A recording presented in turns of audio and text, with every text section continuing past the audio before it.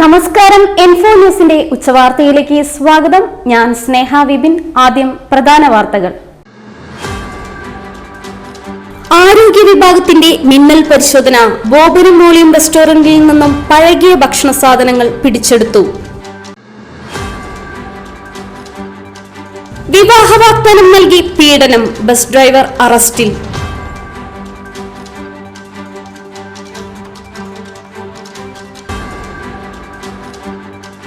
കോർപ്പറേഷന്റെ multi level parking ടവറിൽ വീണ്ടും കാറുകൾ കുടുങ്ങി. സാങ്കേതിക തകരാറിനെ തുടർന്നാണ് കാർ പുറത്തേക്കെടുക്കാൻ പറ്റാതായത്. കാപ്പ പ്രകാരം നാടുകടത്തിയ പ്രതി കാലാവധിക്ക് മുമ്പ് നാട്ടിലെത്തി വീണ്ടും പിടിയിൽ.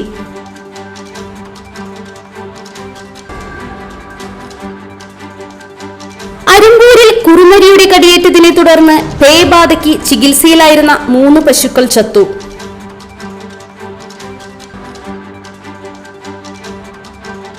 ഛത്തീസ്ഗഡിൽ കന്യാസ്ത്രീകൾക്ക് നേരെയുണ്ടായ അതിക്രമത്തിൽ കത്തോലിക്ക കോൺഗ്രസ് പ്രതിഷേധ റാലിയും പൊതുസമ്മേളനവും സംഘടിപ്പിച്ചു.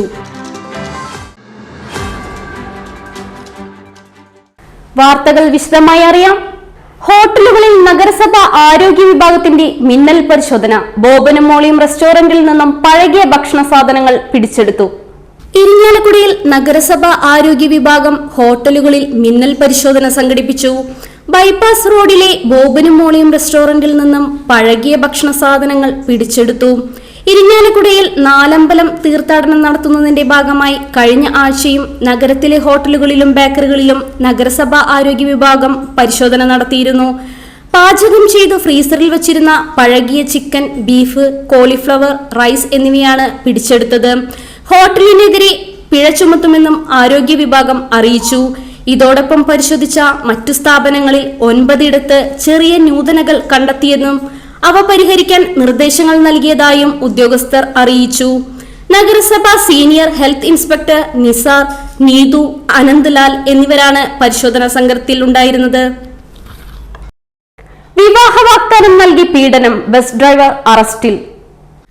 ബസ് യാത്രയ്ക്കിടെ പരിചയപ്പെട്ട യുവതിയെ വിവാഹ വാഗ്ദാനം നൽകി പീഡിപ്പിച്ച കേസിൽ ബസ് ഡ്രൈവറെ കൊടുങ്ങല്ലൂർ പോലീസ് അറസ്റ്റ് ചെയ്തു. ചിയാരം സൗത്ത് മുനയം മേനൂത്തുപറമ്പിൽ വീട്ടിൽ അക്ഷയാണ് അറസ്റ്റിലായത്. കഴിഞ്ഞ ദിവസം ചന്തപുര ബസ് സ്റ്റാൻഡിൽ വെച്ച് പരാതിക്കാരിയെ അസഭ്യം പറയുകയും ആക്രമിക്കുകയും ചെയ്തിരുന്നു. Kodungallur inspector BK Arun, SI K Salim എന്നിവരുടെ നേതൃത്വത്തിലുള്ള സംഘമാണ് പ്രതിയെ പിടികൂടിയത്. കോർപ്പറേഷന്റെ മൾട്ടി ലെവൽ പാർക്കിംഗ് ടവറിൽ വീണ്ടും കാർ കുടുങ്ങി. സാങ്കേതിക തകരാറിനെ തുടർന്നാണ് കാർ പുറത്തേക്കെടുക്കാൻ പറ്റാതായത്. വില്ലടം സ്വദേശി രാജന്റെ കാറാണ് കുടുങ്ങിയത്. 1.5 മാസം മുൻപ് സമാന രീതിയിൽ മൾട്ടി ലെവൽ പാർക്കിംഗിൽ കാർ കുടുങ്ങിയിരുന്നു. ഉദ്ഘാടനം കഴിഞ്ഞ 5 മാസത്തിന് ശേഷമാണ് മൾട്ടി ലെവൽ പാർക്കിംഗ് ടവർ തുറന്നു നൽകിയത്. കഴിഞ്ഞ ജൂണിൽ തുറന്നു നൽകിയ ടവറിൽ 22ാമത്തെ കാറാണ് കുടുങ്ങുന്നത്. തുടർച്ചയായി പാർക്കിംഗ് ടവറിൽ കാർ കുടുങ്ങുന്നതിനെതിരെ പ്രതിഷേധവുമായി പ്രതിപക്ഷം രംഗത്തെത്തി. കോർപ്പറേഷൻ അധികൃതരുടെ അനാസ്ഥയാണ് ഇത്തരം സംഭവം ആവർത്തിക്കാൻ കാരണമെന്ന് പ്രതിപക്ഷ നേതാവ് രാജൻ ജയൻ പല്ലൻ പറഞ്ഞു. കുറ്റമറ്റ രീതിയിൽ പാർക്കിംഗ് ടവർ പ്രവർത്തിക്കാൻ സാധിക്കുന്നില്ലെങ്കിൽ അടച്ചുപൂട്ടണമെന്നും രാജൻ പല്ലൻ ആവശ്യപ്പെട്ടു. കാപ്പ പ്രകാരം നാടുകടത്തിയ പ്രതി കാലാവധിക്ക് മുമ്പ് നാട്ടിലെത്തി വീണ്ടും പിടിയിൽ. നെല്ലായി ആലത്തൂർ കുറവത്ത് വീട്ടിൽ ആദർശിനെയാണ് ഉത്തരവ് ലംഘിച്ച് ജില്ലയിൽ പ്രവേശിച്ചതിന് പോലീസ് അറസ്റ്റ് ചെയ്തത്. ജൂലൈ 4 മുതൽ 1 വർഷത്തേക്ക് ജില്ലയിൽ പ്രവേശിക്കരുതെന്ന ഉത്തരവാണ് ഇയാൾ ലംഘിച്ചത്. കൊടകര പോലീസ് സ്റ്റേഷനിൽ വധശ്രമം, വീടുകയറി ആക്രമണം, അടിപിടി എന്നിങ്ങനെ 12 ക്രിമിനൽ കേസുകളിലെ പ്രതിയാണ് ആദർശ്.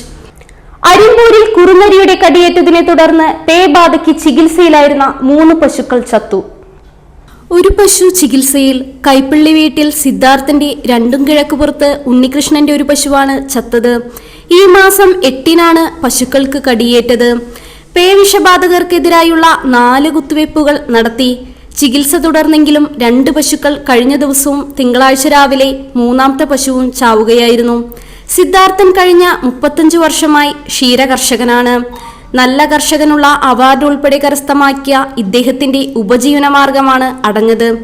ഉപജീവന മാർഗമായി ഉണ്ടായിരുന്ന ഒരു പശു ചാവുകയും 2ാമത്തെ പശു ചികിത്സയിൽ തുടരുകയും ചെയ്യുന്ന ഉണ്ണികൃഷ്ണൻ കഴിഞ്ഞ 13 വർഷമായി ക്ഷീരകർഷകനാണ്. ഇവരെല്ലാം ക്ഷീരസംഘങ്ങളിൽ ദിവസേന പാലളക്കുന്നവരാണ്. പശുക്കൾ ചത്തതോടെ വലിയ സാമ്പത്തിക നഷ്ടമാണ് ഈ ക്ഷീരകർഷകർക്ക് ഉണ്ടായിരിക്കുന്നത്. കർഷകർക്കുണ്ടായ സാമ്പത്തിക നഷ്ടം പരിഹരിക്കാൻ സാധ്യമായ നടപടികൾ കൈക്കൊള്ളുമെന്ന് പഞ്ചായത്ത് അധികൃതർ പറഞ്ഞു. ഛത്തീസ്ഗഡിൽ കന്യാസ്ത്രീകൾക്ക് നേരെയുണ്ടായ അതിക്രമത്തിൽ കത്തോലിക്ക കോൺഗ്രസ് പ്രതിഷേധ റാലിയും പൊതുസമ്മേളനവും സംഘടിപ്പിച്ചു. സെന്റ് തോമസ് കത്തീഡ്രൽ കത്തോലിക്ക കോൺഗ്രസിന്റെ നേതൃത്വത്തിൽ ഛത്തീസ്ഗഡിൽ കന്യാസ്ത്രീകൾക്ക് നേരെയുണ്ടായ അതിക്രമത്തിൽ പ്രതിഷേധിച്ച് റാലിയും പൊതുസമ്മേളനവും സംഘടിപ്പിച്ചു. ഇരിങ്ങാലക്കുട കിഴക്കേ പള്ളിയിൽ നിന്ന് ആരംഭിച്ച പ്രതിഷേധ റാലി കത്തീഡ്രൽ പള്ളിയിൽ സമാപിച്ചു. തുടർന്ന് നടന്ന പ്രതിഷേധ പൊതുസമ്മേളനവും കത്തീഡ്രൽ വികാരി റവറന്റ് ഫാദർ ഡോക്ടർ ലാസർ കുറ്റിക്കാടൻ ഉദ്ഘാടനം ചെയ്തു.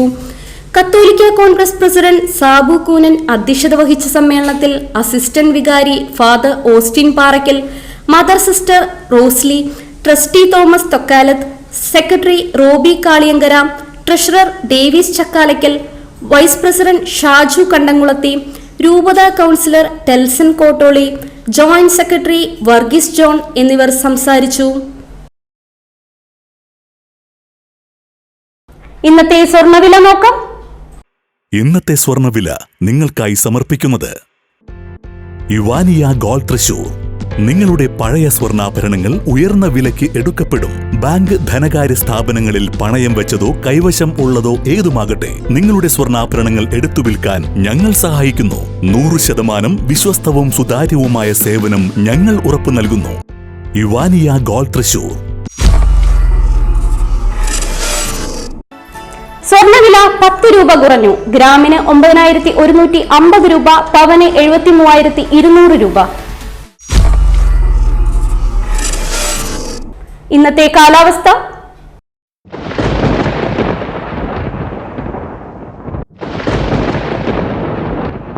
കൂടിയ താപനില 27 ഡിഗ്രി സെൽഷ്യസ്, കുറഞ്ഞ താപനില 23 ഡിഗ്രി സെൽഷ്യസ് രേഖപ്പെടുത്തി.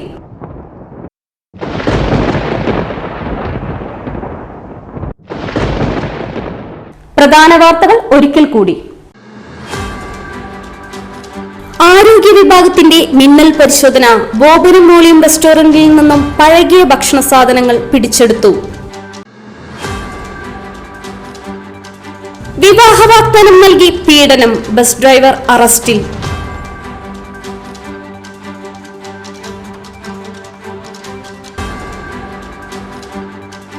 കോർപ്പറേഷന്റെ മൾട്ടി ലെവൽ പാർക്കിംഗ് ടവറിൽ വീണ്ടും കാറുകൾ കുടുങ്ങി.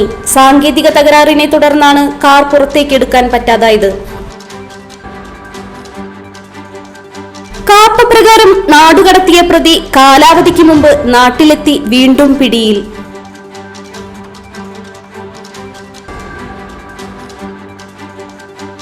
അരുമ്പൂരിൽ കുറുനരിയുടെ കടിയേറ്റതിനെ തുടർന്ന് പേബാധയ്ക്ക് ചികിത്സയിലായിരുന്ന 3 പശുക്കൾ ചത്തു.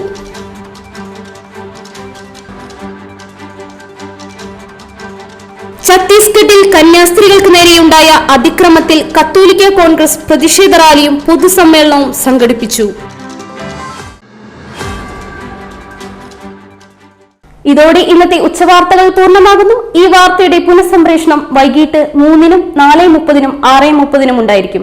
തൃശൂർ ജില്ലയിലെ മുഴുവൻ വാർത്തകളും എൻഫോ ന്യൂസ് എന്ന യൂട്യൂബ് ചാനലിലും ഫേസ്ബുക്ക് പേജിലും ലഭ്യമാണ്. വാർത്തകളും അറിയിപ്പുകളും സ്വീകരിക്കുന്ന നമ്പർ 9895070239. ഇതോടെ ഉച്ചവാർത്തകൾ പൂർണ്ണമാകുന്നു. നന്ദി, നമസ്കാരം.